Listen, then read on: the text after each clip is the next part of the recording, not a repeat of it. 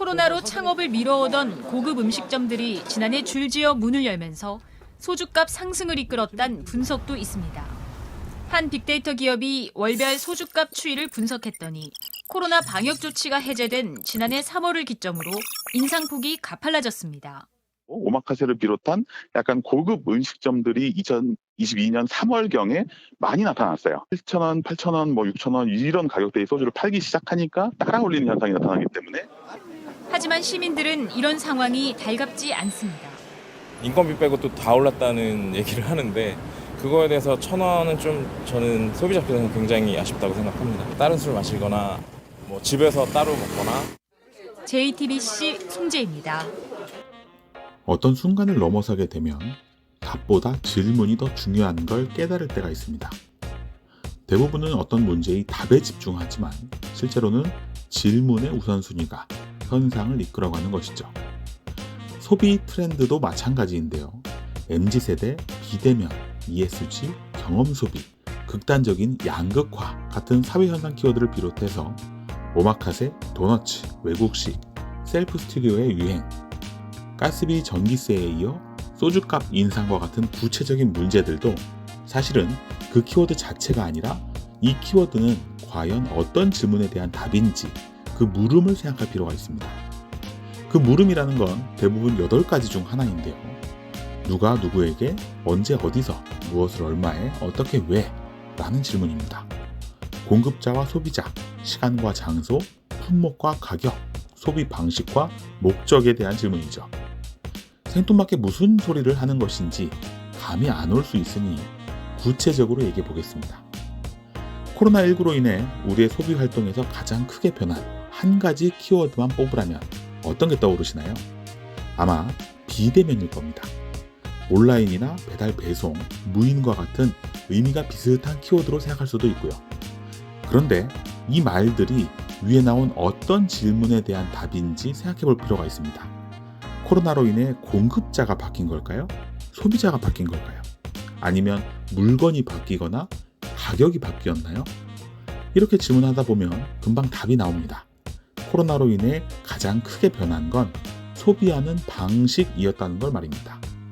그래서 결국 8가지 질문 중에 코로나 시대를 이끈 핵심 질문은 어떻게? 라는 사실을 알게 됩니다.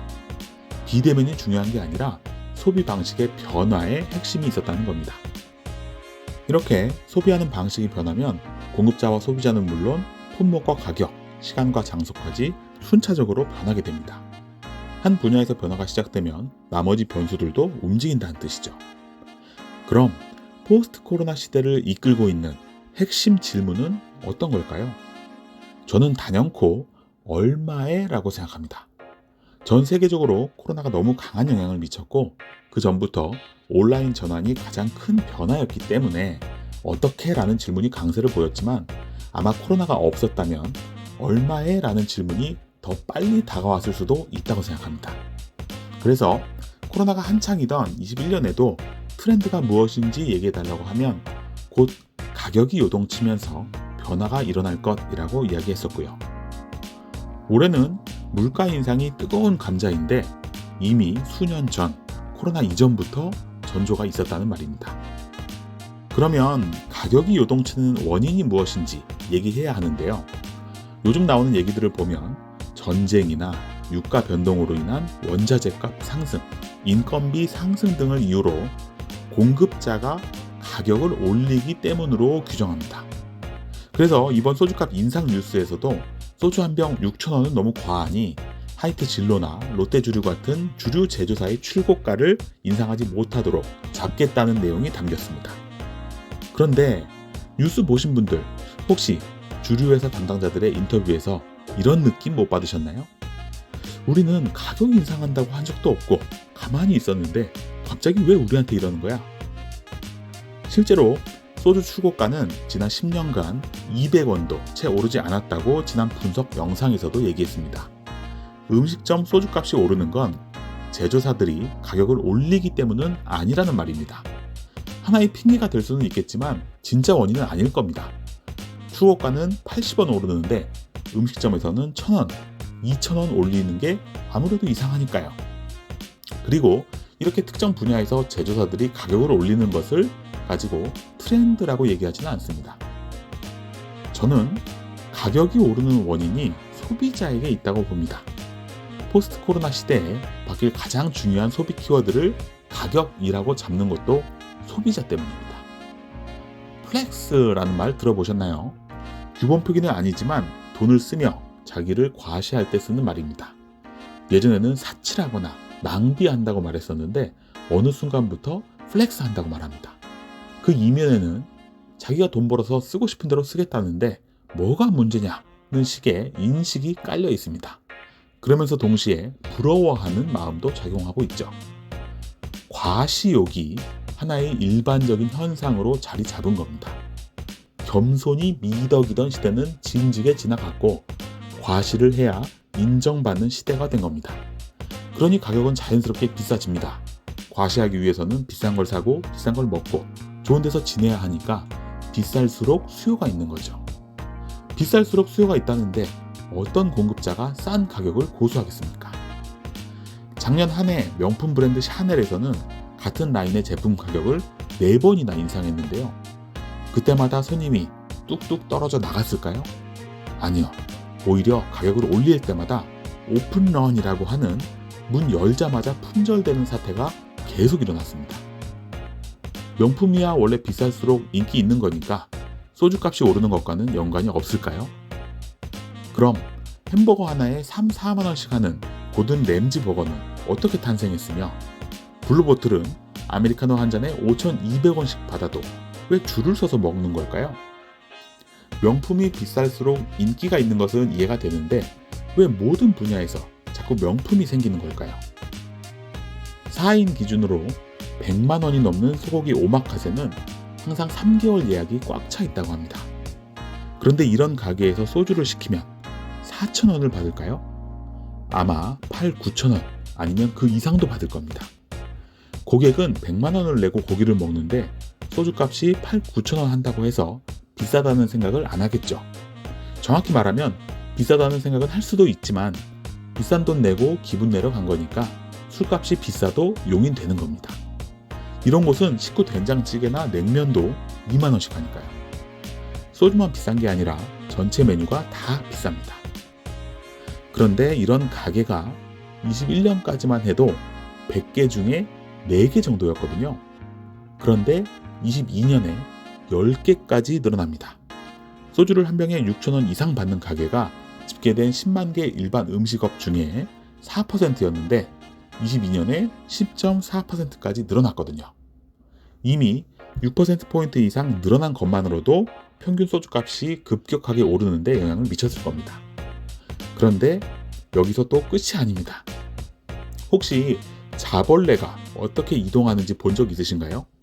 몸을 최대한 구부렸다가 쭉 펴면서 앞으로 이동하죠. 가격이 움직이는 게 꼭 자벌레처럼 움직입니다. 조금씩 슬금슬금 올라가는 게 아니라 이렇게 급격하게 고점을 찍고 그 안에서는 따라 올라가거든요. 음식점 소주값은 원래 100원 단위로 오르지는 않았고 500원이나 1000원 단위로 움직이는데 이게 3,000원에서 3,500원으로 3,500원에서 4,000원으로 한 단계씩 오르는 게 아닙니다. 평균 4,000원이던 시장에 갑자기 6, 7,000원에 판매하는 가게가 나타나면 훅 들어온 충격으로 가격에 대한 감각이 무뎌질 때 다른 가게들도 가격을 올리는 것이죠. 그래서 소주 한 병에 6, 7,000원짜리 고급 식당이 나타나면서 평균 소주값이 오르는 것도 무섭지만 4,000원이던 가게들이 비싼 가게들을 따라서 5,000원으로 올리는 게 더 무서운 겁니다. 고점을 찍는 가게들로 인해 한 번, 그 가게들을 따라 올리는 가게들로 인해 또 한 번, 가격이 2번 오르는 거죠. 에르메스가 가격을 올리면 샤넬, 디올, 루이비통도 가격이 오르고 대장 아파트가 오르면 주변 아파트들도 어느새 올라 있는 것과 마찬가지입니다. 그럼 이렇게 오르는 음식점 소주값을 잡을 수 있나요? 당분간은 오를 수 있지만 조금 지나면 조정될 것으로 생각합니다. 2가지 이유 때문인데 첫 번째는 아무 근거 없이 따라 올린 가격은 금세 소비자들로부터 외면받기 때문입니다. 사실 오마카세라고 생긴 초고급 가게들도 이미 옥석 가리기에 접어들었거든요. 과시욕이 있다고 해서 품질이 떨어지는데 가격을 높게 지불하는 건 아니니까요. 이런 초고급, 초고가 전략 중에서도 진짜 실력을 가진 브랜드와 매장만 살아남게 될 겁니다. 두 번째 이유는 초고가가 늘어나면 반대로 초저가도 생겨나기 때문입니다. 아직은 소주 한 병 6,000원 가게들만 늘어났지만 2,000원 가게들이 늘지 말라는 법은 없죠. 공급자 입장에서는 박리 다매를 무기로 삼을 수 있고 소비자 입장에서는 실용적이고 절약하는 소비가 한 축이 될 수 있으니까요. 처음에 얘기했던 것처럼 물가 인상이라는 현상을 키워드로 잡는 게 아니라 얼마에? 라는 질문, 가격이라는 주제를 트렌드로 봐야 한다는 게 이런 의미입니다. 멀리 찾을 필요 없이 커피 시장이 그랬습니다. 스타벅스와 이디야가 고가와 저가 포지션을 각각 차지하고 있었는데 블루보틀, 마호가니 같은 고가 브랜드가 나오는 한편 메가커피나 컴포즈 커피 같은 저가 브랜드도 나오니까요. 하나의 질문이 트렌드가 되면 스펙트럼이 점점 넓어지는 결과를 낳는 것 같습니다. 방송에는 5초도 안 나갔지만 이런 얘기들을 하고 싶었습니다. 현상보다 본질이 무엇인지 생각할 수 있으면 좋겠네요. 오늘은 조금 어려운 얘기를 꺼냈는데요. 이런 어려운 고민은 혼자 더 하고 결론은 쉽게 읽어드릴 수 있도록 노력하겠습니다. 상권 읽어주는 남자 주실장이었습니다. 좋아요, 댓글, 구독, 알림 설정.